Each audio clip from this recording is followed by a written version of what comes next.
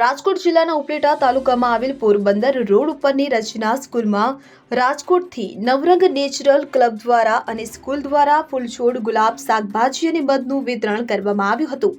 આ દરમિયાન ઉપલેટાના સંસ્થાઓના સર્વ ભાઈઓ તથા બહેનોએ હાજરી આપી હતી। ઉપલેટાને સુંદર બનાવવા માટે ગુલાબ જેવો સુગંધિત રચના સ્કૂલના બાળકો પણ આ ફૂલછોડ તેમના ઘરે પણ લઈ ગયા હતા અને બહારથી પધારેલા મહેમાનો પણ માનવ સેવા ટ્રસ્ટ, આ સરસ્વતી સ્કૂલના આચાર્ય, જીવદયા ટ્રસ્ટના બહેન અને રચના સ્કૂલના ટ્રસ્ટીઓ સાથે મળીને આયોજન કરવામાં આવ્યું હતું। ગુડ મોર્નિંગ, મારું નામ મોનિકા ગજેરા છે। આ રચના સંકુલ પરિવારમાં મને 8 વર્ષથી કામ કરવાનો ટ્રસ્ટી તરીકે મોકો મળ્યો છે, જેનો હું ખૂબ આભાર વ્યક્ત કરું છું। આજે અમારી સંસ્થામાં એક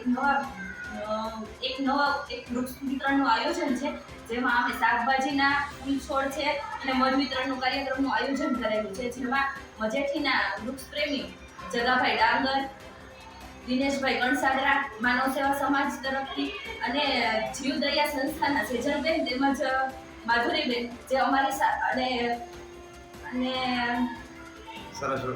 અને સરસ્વતી પ્રાથમિક શાળાના આચાર્ય શ્રી કિશોરભાઈ રૂપાપરા અમારી સાથે જોડાયેલા છે, જેમનો આ સંસ્થા જેમનો દિલથી આભાર વ્યક્ત કરે છે કે જે પોતાનો કિંમતી સમય ફાળવીને અમારી સાથે જોડાયેલા છે અને અવનવા કાર્યક્રમ કરવા માટે અમને ઉત્સાહ અને પ્રેરણા મળે તે બદલ આપનો ખૂબ ખૂબ આભાર। બેન, આપણા સ્કૂલની અંદર કેટલા રોપડા વિતરણ કર્યું છે અને કેટલા છોકરાઓ લીધું છે? અમારી સ્કૂલની અંદર અમે 400 થી 500 વૃક્ષ, ફૂલ છોડ અને વૃક્ષ રોપા વિતરણ હતા, જેમાં અમે અલગ અલગ બહારના ઉપલેટાના મહેમાનો, વાલીઓ, વિદ્યાર્થીઓ દ્વારા અલગ અલગ રોપાનું વિતરણ કરવામાં આવેલું હતું અને બધાએ ખૂબ ઉત્સાહથી રોપા લીધેલા છે। સરફરાઝ કોડી સાથે સેન 24 ન્યૂઝ, ઉપલેટા।